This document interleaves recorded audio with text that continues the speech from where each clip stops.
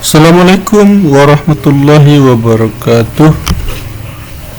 Kembali saya akan menjelaskan ini terkait dengan lembar kerja yang kelima dalam proses PPG, yaitu penyusunan modul ajar berbasis PBL. Modul ajar ini yang berbasis problem based learning. Kita akan memberikan contoh ini pada mata pelajaran PAI pada kelas 11 PASEF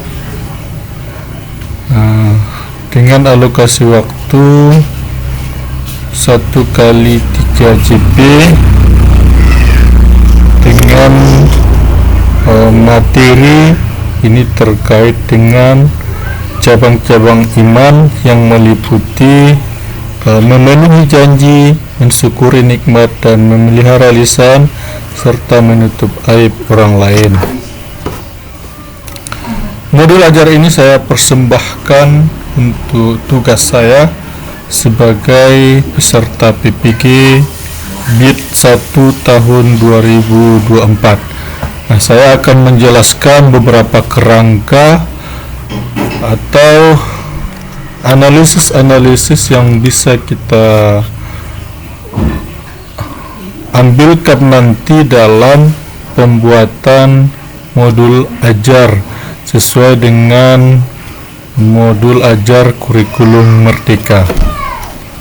Baik, yang pertama yang harus kita ketahui adalah memuat biodata atau informasi umum seperti ada nama penyusunnya, institusinya atau sekolahnya, kemudian tahun penyusunannya, jenjang sekolah, kelas, alokasi waktu, dan kompetensi awal. Dalam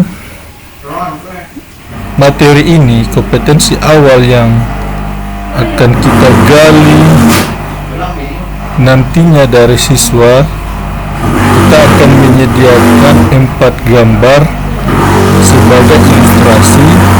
Maka nanti dari gambar itulah peserta didik kita mengamati serta memberikan respon analisa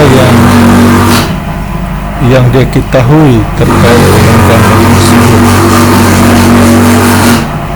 Kemudian profil pelajar Pancasila dan pelajar rahmatan lil alamin. Profil pelajar Pancasila yang kita capai adalah beriman, bertakwa kepada Tuhan Yang Maha Esa, bergotong royong, bernalar kritis, kreatif, inovatif, mandiri, berkebinekaan global.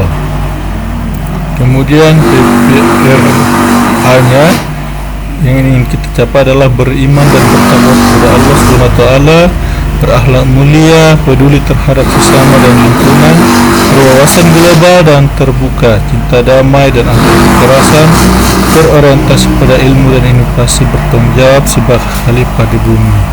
Kemudian sarana dan prasarana yang kita perlukan antara lain buku dan rujukan, misalnya kitab-kitab hadis sahih, kitab-kitab sahih Imam Al-Bukhari dan Imam Muslim, khususnya pada bab iman dan cabang iman.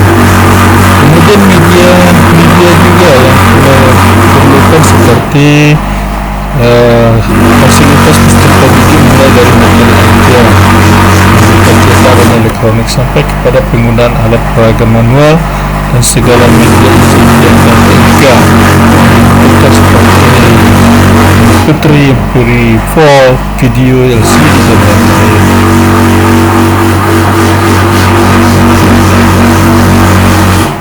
Setelah itu target peserta didik. Target peserta didik yang perlu kita gali atau kita capai dari materi tersebut.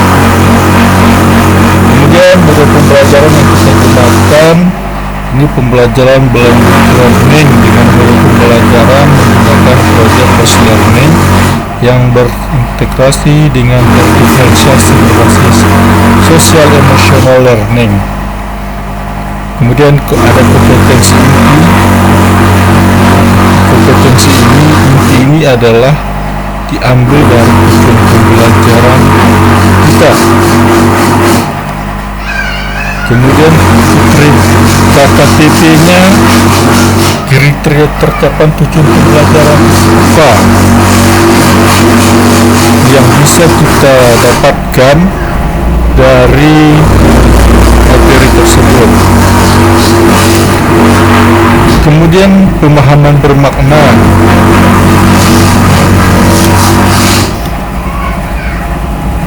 Pertanyaan pemantik. Kemudian ini adalah kegiatan pembelajaran. Ada kegiatan pendahuluan 10 menit yang dimulai dari doa, absen, penyampaian tujuan pembelajaran dan penilaian pembelajaran. Kemudian kita akan memberikan motivasi kepada siswa terkait dengan kompetensi dan karakter yang sesuai dengan profil pelajar Pancasila.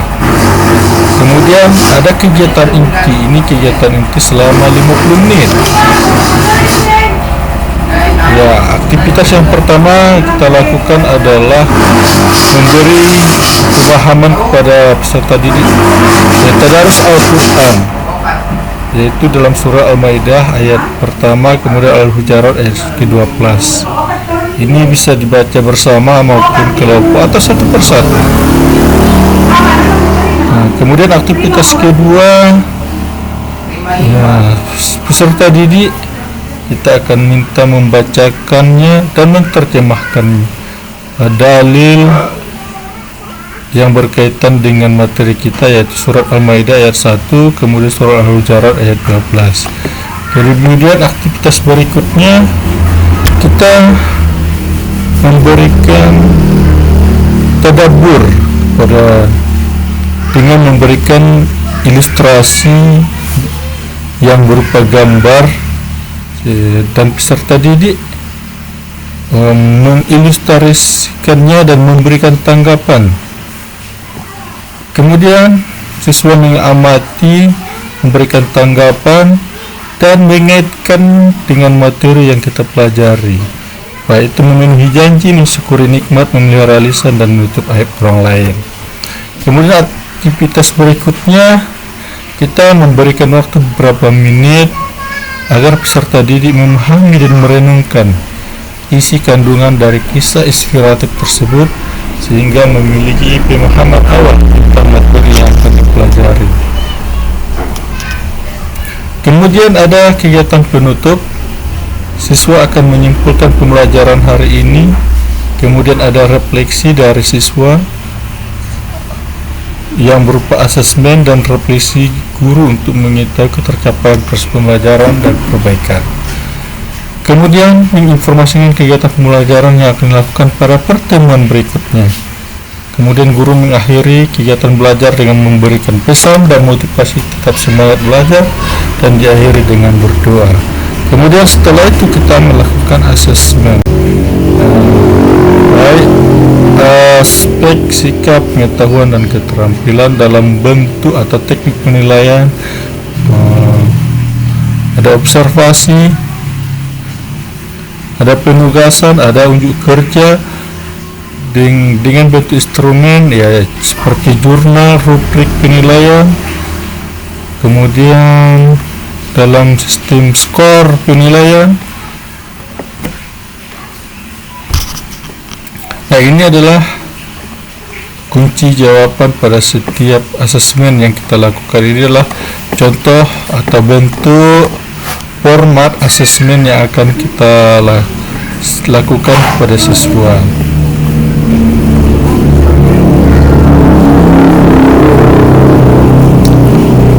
Ya, demikian yang bisa saya sampaikan. Mudah-mudahan bermanfaat.